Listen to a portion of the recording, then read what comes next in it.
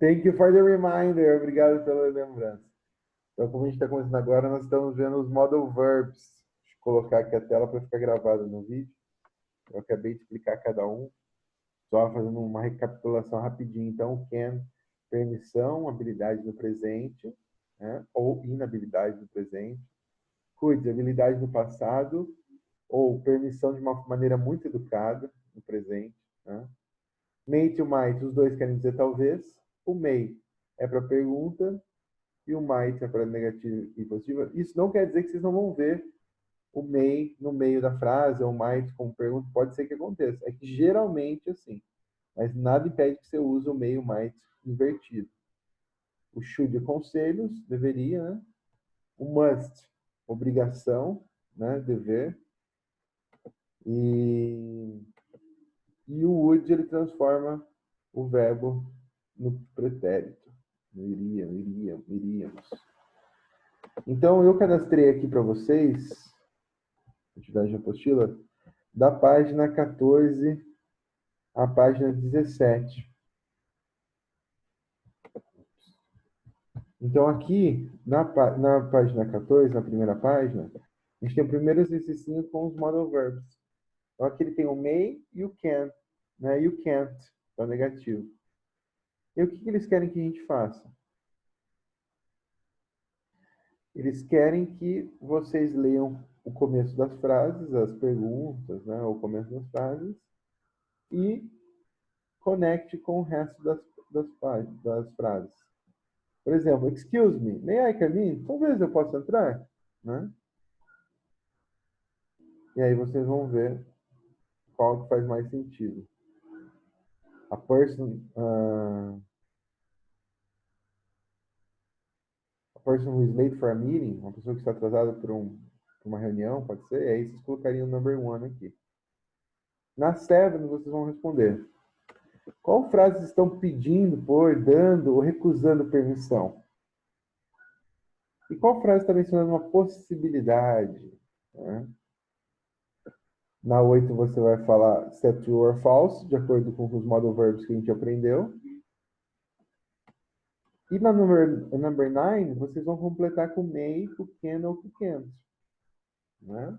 May talvez, o can é habilidade ou permissão, e o can't é inabilidade ou negação. Né? E aí vocês tinham aqui na 10 que falar em grupo, fazer em grupos, mas essa vocês vão fazer sozinhos. Então vocês vão falar sobre essas situações abaixo. Né? Vocês acham que pode acontecer. Então vocês vão falar se é true or false. Ó. So my favorite band may perform a concert in town next year. Minha banda favorita talvez faça um show na cidade no ano que vem. Então, o que você acha? Pode ser que sim? Ah, eu acho que sim. Ah, não, a minha favorite band é Metallica. Metallica nunca vai vir para Sorocaba. Então, eu coloco false. Ah, minha favorita banda é o Restart talvez venha. Então, coloca true. Nem sei se existe mais Restart. Professor. O Luiz tá triste. O Luiz falou que gostava do Restart, né, Luiz? Na letter B... Ô, professor. Oi? Se não tiver, tipo, uma banda preferida, pode ser um cantor? Pode ser o cantor. No problem. Como o cantor tem a banda, né? Também nem conta como banda no álbum. Não tem problema não, pode ser cantor. A letra B, ele fala, I may travel with my family in January. Eu talvez viaje com a minha família em janeiro. Ah, teacher, eu acho que eu vou. Ah, teacher, a pandemia não vai ter passado até lá, ainda eu não vou. Então, você coloca true or false. The city may re-elect the mayor in the next election. A cidade talvez reeleja a prefeita na próxima eleição. Vou bater 3 vezes na mesa. Você acha que true ou você acha que é false? Né? E na letra D, Brasil may win the next World Cup. Olha, essa é legal. Brasil talvez ganhe a próxima Copa do Mundo. Ah, eu acredito no Neymar. Vou colocar true aqui. Ah, teacher, Neymar só cai. False. E aí, na number 11, vocês vão pensar em possibilidades diferentes para completar essas ideias aqui, ó. If you buy an item or a clothing and you don't like it when you get home, o que você faz? Você compra um item e você não gosta quando chega em casa. Ah, teacher, I will go and return it. Eu vou retornar. Ah, I'll keep it. Eu fico com ela. Ah, I'll sell it. Eu irei vender. Então, vocês vão completar com a ideia. If it starts raining, se começar a chover, when you are in the middle of the street, quando você está no meio da rua, você faz, ah, teacher, I run to my house. Ah, I buy umbrella. I dance in the rain, no problem with the rain. Então, vocês vão completar aqui, be creative. Na page 15, nós temos two pictures aqui em cima. E aí vocês vão olhar nessas duas pictures e responder. O que essas pictures representam? Você armazena o seu conteúdo na nuvem? Que tipo de informação você geralmente tem no seu computador? Cuidado com essa resposta, hein, galera? Letra D. Is there any kind of data you would never store in the cloud? Tem alguma informação que você nunca armazenaria na nuvem? Why? Por quê? Ah, teacher, my bank account. É muito perigoso. E aí, aqui na parte 2, a gente tem uma radio interview, que vai ser da 2 e da 3, né? Então, nós vamos escutar agora, caso vocês não consigam ter acesso a esses áudios depois. O teacher preparou aqui, está na página 15, e aí vocês podem conferir no YouTube.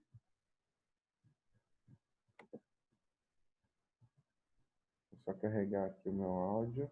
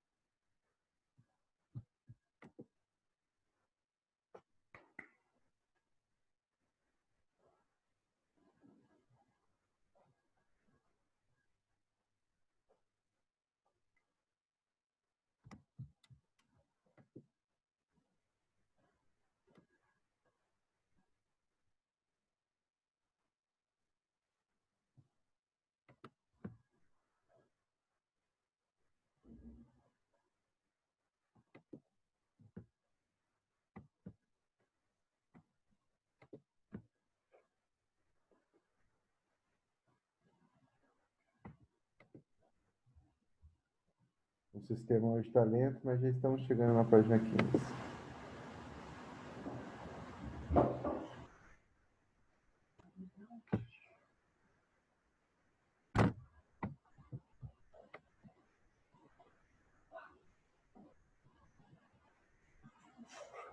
Vamos lá, então, aqui chegamos na página 15. Vamos estudar a primeira parte e a segunda parte. Eu vou colocar a transcrição aqui também para vocês.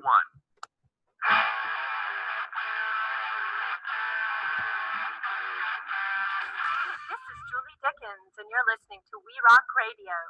Today I'm interviewing Mr. Terry Dean, CEO of Data Centrum, the manufacturer of computing devices, especially laptops. Good morning, Terry. Good morning, Julie, and a good morning to all your listeners. Terry, is it true what people have been talking about? That desktop computers may disappear in a few years, now that laptops, tablets, and smartphones have become so popular? Do desktops have a future? That's an interesting question, Julie.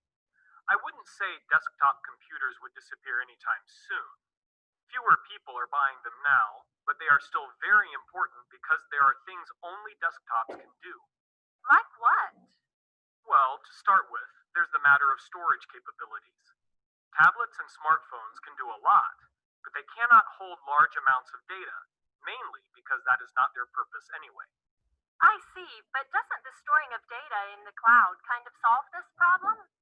I mean, you don't really need to keep your files yourself anymore, when you can leave them up there in the cloud and retrieve them when necessary. Yes, you can do that, but many people do not trust the cloud because of a matter of security and privacy, especially companies. What you keep on your own computer is much harder for people to access than what you have in the cloud. So privacy is still one major benefit desktops have over other devices, even laptops. which can be lost or stolen much more easily. Most people still want, and I believe always will, to have a choice where to keep their data. Keeping whatever is confidential local and storing what is okay to share in the cloud. That's what most people are doing. Of course, I hadn't considered that. Eles falam da importância da segurança da cloud, né? E aí vocês vão marcar true or false. Deixa eu voltar para o livro do aluno que fica mais fácil. Então essa foi a primeira parte da entrevista.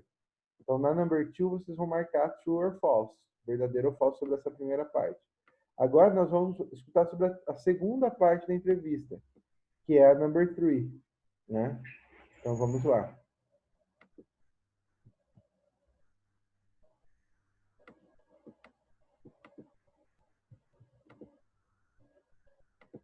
Track 2. So, what else would you say only desktops can do? Consider people who work with high graphics performance, as well as other editing work. Those people need big screens, high-resolution monitors, because they've got to see in detail, and they need space to move things around and change them more easily. Also, in their case, when you're programming or creating and editing documents, for example, a mouse or a digitizer and a keyboard make a lot more sense than a finger on a small touchscreen.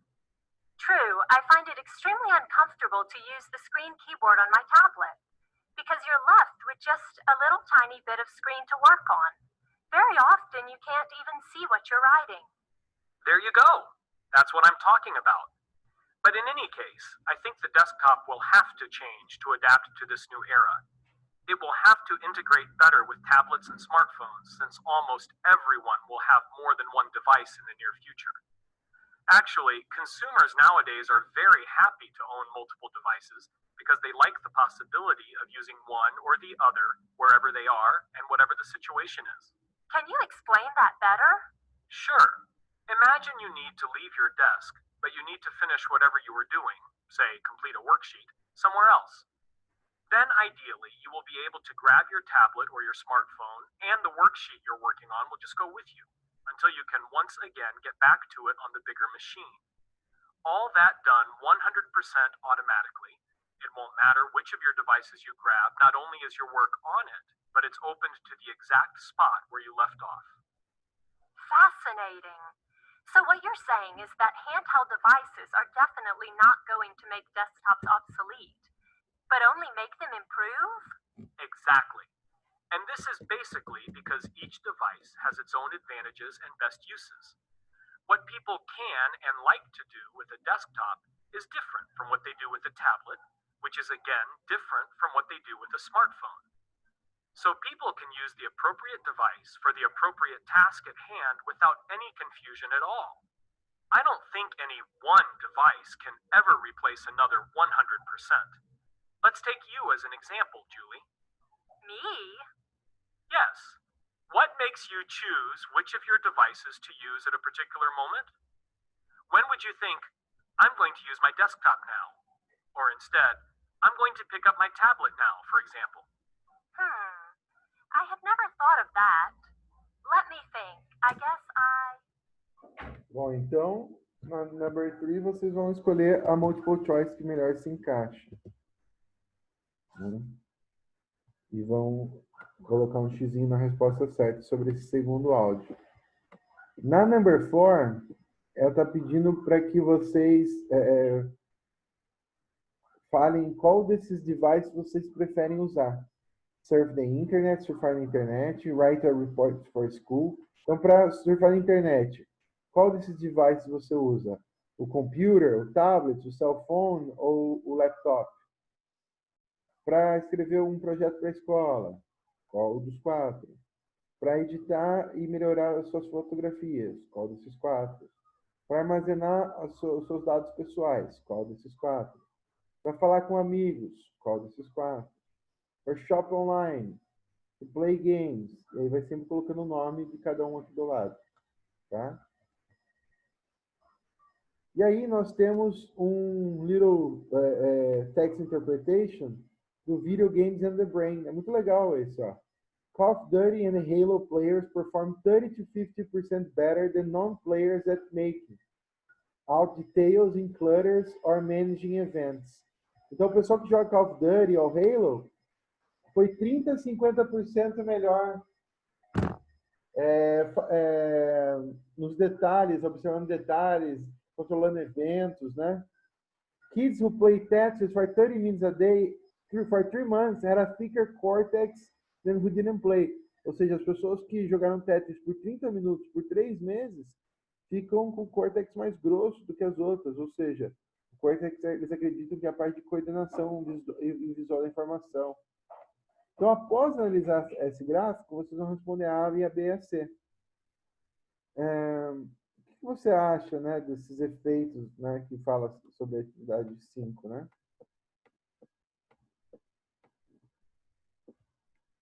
Que a 5 é essa aqui, ó. Vocês vão responder primeiro essa, ó. Does playing video games have a positive or negative effect? Você acha que tem positivo ou negativo? Aí você vai ler o textinho. Aí ele fala que você acha que esses efeitos são positivos ou negativos para o cérebro, de acordo com a atividade 5? A letra B. Are any of these effects surprising to you? Algum desses fatos são surpresas para você? Why? Por quê? E can you think of any negative effects the games mentioned in the infographic may have? Você pode pensar em algum lado negativo que esses games podem ter? Acho que é a violence. Então, vocês podem colocar aqui. Se não couber aqui, pode fazer no notebook essa aqui. E aí nós chegamos a page 17. Na page 17, nós temos alguns experts falando sobre technology, né? E aí você vai falar, do you agree or disagree with the argument? Você vai colocar aqui, I agree, um A, ou um D, se você disagree, se você discorda. A, se você concorda, D, se você discorda. Na B, você vai responder, how has technology actually improved our lives? Como a tecnologia melhorou nossas vidas? Você pode pegar até os exemplos que eles deram. E aí, na última exercício do dia, é uma mini redação. Vamos escrever um parágrafo, 3 parágrafos, desculpa. E cada um dos parágrafos ele está pedindo alguma coisa. Vocês vão falar sobre tecnologia. Mas no primeiro parágrafo, você vai dar uma visão do tópico. Incluir argumentos em favor da tecnologia, do progresso. No segundo parágrafo, você vai mostrar os argumentos contra a tecnologia. E no terceiro parágrafo, você vai dar a opinião própria e a sua conclusão. Então, essa atividade da página 14 a 17 é legal, não só para a gente praticar a interpretação de textos, mas é legal porque os exercícios dos model verbs, né? Os model verbs a gente vai cair na prova com certeza. Então, o teacher semana que vem vai preparar mais exercícios de revisão para a gente. Então, aqui a descrição da atividade diz que vocês têm até segunda-feira para entregar, ok? Então, até segunda-feira, vocês podem estar me entregando essa atividade. Ficou alguma dúvida, pessoal? Não? Então, esses minutinhos que faltam, eu vou deixar para que vocês possam já dar início à atividade. Ela vai demorar um pouquinho, principalmente a parte da redação. Tá bom? Qualquer coisa, me mandem no WhatsApp. Estou de plantão aqui, não se preocupe. Bye, bye, everybody. Ah, Bye,